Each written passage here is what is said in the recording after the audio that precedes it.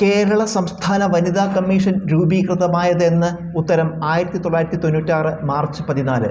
കേരള സംസ്ഥാന വനിതാ കമ്മീഷൻ രൂപീകൃതമായതെന്ന്? ഉത്തരം 1996 മാർച്ച് 14. കേരള സംസ്ഥാന വനിതാ കമ്മീഷൻ ആക്ട് നിലവിൽ വന്നത് എന്നാണ്? ഉത്തരം 1995. കേരള സംസ്ഥാന വനിതാ കമ്മീഷൻ ആക്ട് നിലവിൽ വന്നത് എന്നാണ്? ഉത്തരം 1995. പാലരുവി വെള്ളച്ചാട്ടം എവിടെയാണ്? ഉത്തരം കൊല്ലം ജില്ലയിലെ കല്ലട നദിയിൽ. പാലരുവി വെള്ളച്ചാട്ടം എവിടെയാണ്? ഉത്തരം കൊല്ലം ജില്ലയിലെ കല്ലട നദിയിൽ. പമ്പാ നദിയിലെ വള്ളം കളികൾ ഏതെല്ലാം? ഉത്തരം ആറന്മുള ഉത്രട്ടാതി വള്ളംകളി, ചമ്പക്കുളം വള്ളംകളി, രാജീവ് ഗാന്ധി ട്രോഫി വള്ളംകളി. പമ്പാ നദിയിലെ വള്ളംകളികൾ ഏതെല്ലാം? ഉത്തരം ആറന്മുള ഉത്രട്ടാതി വള്ളംകളി, ചമ്പക്കുളം വള്ളംകളി, രാജീവ് ഗാന്ധി ട്രോഫി വള്ളംകളി. പമ്പയുടെ തീരത്ത് സ്ഥിതി ചെയ്യുന്ന പ്രധാന സ്ഥലങ്ങളേവ? ഉത്തരം റാന്നി, കോഴഞ്ചേരി, തിരുവല്ല, ചെങ്ങന്നൂർ, കുട്ടനാട്, കാർത്തികപ്പള്ളി, അമ്പലപ്പുഴ. പമ്പയുടെ തീരത്ത് സ്ഥിതി ചെയ്യുന്ന പ്രധാന സ്ഥലങ്ങൾ ഏതെല്ലാം? ഉത്തരം റാന്നി, കോഴഞ്ചേരി, തിരുവല്ല, ചെങ്ങന്നൂർ, കുട്ടനാട്, കാർത്തികപ്പള്ളി, അമ്പലപ്പുഴ.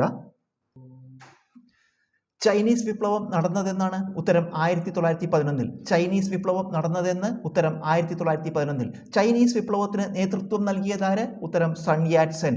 ചൈനീസ് വിപ്ലവത്തിന് നേതൃത്വം നൽകിയതാര്? ഉത്തരം സൺ യാറ്റ് സെൻ. യൂറോപ്യൻ ആധിപത്യത്തിനെതിരെ 1899 മുതൽ 1901 വരെ ചൈനയിൽ നടന്ന കലാപമേത്? ഉത്തരം ബോക്സർ കലാപം.